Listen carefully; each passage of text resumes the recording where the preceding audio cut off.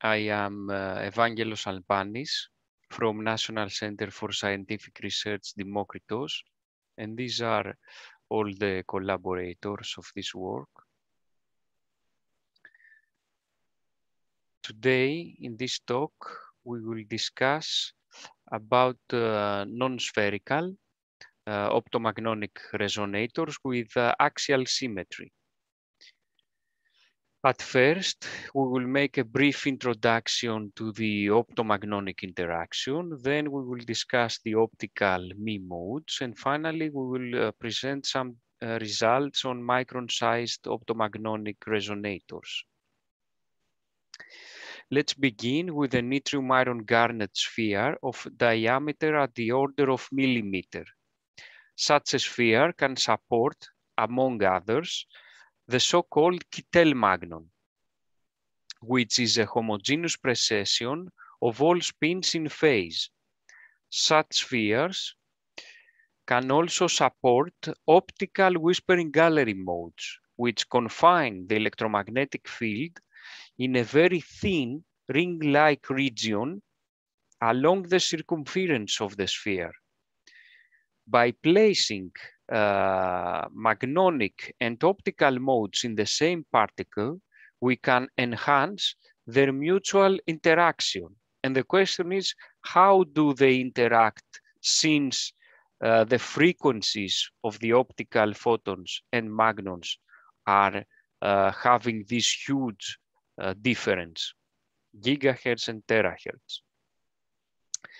The answer is that the mechanism behind the optomagnetic interaction is the Faraday effect, which is translated in a tensor permittivity with non-diagonal elements.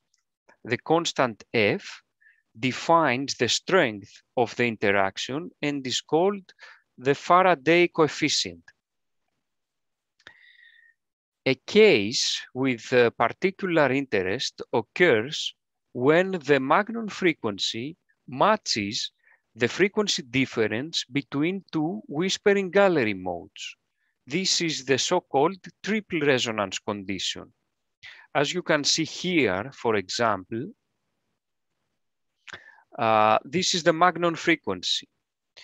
And these are two successive optical whispering gallery modes. With different polarization. Let's say it's red and blue for transverse magnetic and transverse electric polarization.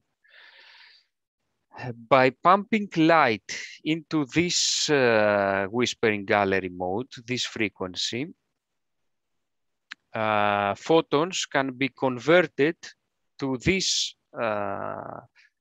blue state by emitting a magnon of this frequency. This can be measured as an optical sideband generation, as you can see here, which is only in the blue polarization, and this is the pumping frequency. And this is the Stokes sideband. Note also that there is no corresponding anti-Stokes resonance here. It's missing because of the nature of the optomagnetic interaction. And therefore, we can have non-reciprocal magnon-mediated optical to optical transitions. Now, particles of smaller size, as you can see here, with diameter 1 micron, support the so-called optical ME resonances. This is a typical spectrum. This is the scattering cross-section of ME resonances, and you can see here that each one of them corresponds to a different polarization, transverse electric or transverse magnetic, and a different L index, angular momentum index. Contrary to the whispering gallery mode case, the optical ME resonances confine the electromagnetic field inside the bulk of the material, resulting in a better mode overlap with the Kittel-Magnon. But there is a problem. The problem is that the frequency difference between any two successive optical ME modes does not match with magnonic excitation because it's in the terahertz. So we must overcome this problem. We plot here again two arbitrary ME modes of polarization P, P prime, and L, L prime index. This is the sphere. And we note that the electromagnetic field is expanded in vector spherical waves. These are the vector spherical harmonics with index L and M. But the M index is degenerated. There are two L plus M degenerate modes in each one of these resonances here with a particular L. The reason for this degeneracy is the spherical symmetry. But if we deviate slightly from sphericity, as you can see here, for the prolate spheroid, now the degeneracy is lifted and the modes with different absolute value of M split. And a similar picture is also valid for the oblate spheroid, and also at any other particle with axial symmetry. Note also that now this splitting is in the gigahertz range. To be more specific, let's suppose an YIG sphere of radius 5 microns. You can see here the degenerate modes here. This is the index absolute M. And by slightly deviating from sphericity, the modes split in frequency, and each one of them is located in a different frequency. This is the M mode degeneracy lifting. Now, in the one magnon absorption process, we start from an initial state, omega I, and by absorbing one magnon with frequency omega capital, we jump to the final frequency omega F. A similar picture is also true for magnon emission, but with the opposite direction. The transition amplitudes can be calculated using the first order Born approximation, where I is the initial state, delta epsilon is the change in the permittivity tensor due to the time-dependent magnetization, and F is the final state. This is an overlap integral. And also we have a selection rule from group theory that tells us that only that transitions can occur only between modes with neighboring plus or minus 1 absolute M index.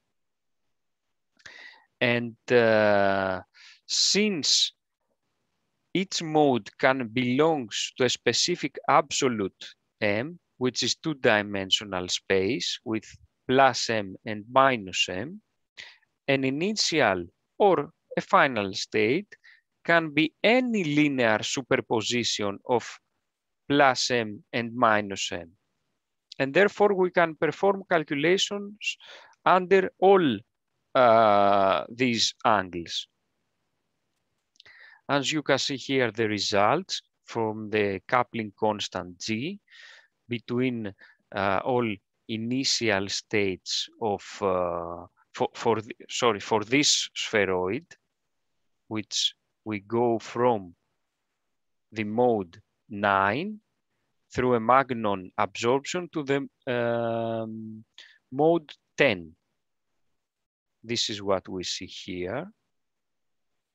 for this spheroid, and for the other spheroid, the opposite direction, because as you can see here, for magnon absorption, we can go only from 10 to 9.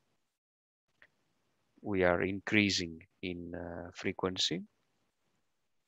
This is the corresponding G values of coupling. We observe that maximum G occurs at these points, where we go from a mixed initial state to a mixed final state. We proceed now to examine cylindrical particles. Let us assume an YIG cylinder with diameter 10 microns and height also 10 microns. These are the closed dots here. We see that the splitted modes follow a rather symmetrical arrangement around the degenerate modes of the sphere, shown in black dots. But as we can see, the frequency splitting now, it's very large, far more than 10 gigahertz, and we must reduce it to achieve the triple resonance condition. Therefore, we play with height. You see here for this height, there are the open circles, and from 9.8 microns, we have the diamonds. What we observe here is that this mode is also remains almost unchanged by the height, but this slightly changes and comes closer to frequency to this one. The 9 comes closer to 10. Therefore, by adjusting the height of the cylinder, we can tune the frequency difference between these two modes. Now we choose those two particular Mi modes from the cylinder with these dimensions. And as you can see here, the frequency difference between these two modes, now it's 11 gigahertz, which is okay for our purposes. The S polarization excite this mode, while the P polarization excite this mode. This is due to symmetry reasons. You can find more details in this paper here. Now, again, by calculating the transition amplitudes from 9 to 10, from 10 to 9 through a magnon absorption, we obtain the following results. Note that for millimeter-sized YIG spheres, the coupling constants were at this range, but now we predict with smaller cylinders, we predict tens of kilohertz, which is a significant increase. Now, ideas for further enhancement would be to consider doped yttrium iron garnet, such as bismuth doping, BYIG, where we increase the Faraday coefficient, which represents the strength of the interaction by orders of magnitude. And because now the static magnetization plays a significant role, we cannot neglect it, but we need to solve non-trivial full wave anisotropic problems. The methodology is described in this paper, and these are again axially symmetrically shapes that can be computed. And of course, infinite wires from this material, where the magnetization axis can be also different from zeta, where again we can perform non-trivial calculations and computations. You can find more on this computational method in this paper. And these are some preliminary, published results and some preliminary results from the optical mode splitting, where such sophisticated computational tools can be open new ways in investigating such optomagnonic systems. And to conclude, we discussed magnon-mediated optical-to-optical transition amplitudes in non-spherical axis-symmetric YIG microparticles. We saw several orders of magnitude enhancement compared to the millimeter-sized YIG spheres. And what plays a role is the reduction of the modal volume on the one hand, and on the other hand, the deviation from sphericity. And finally, I want to introduce you to this book, which is a collective volume from all these groups on optomagnonic structures.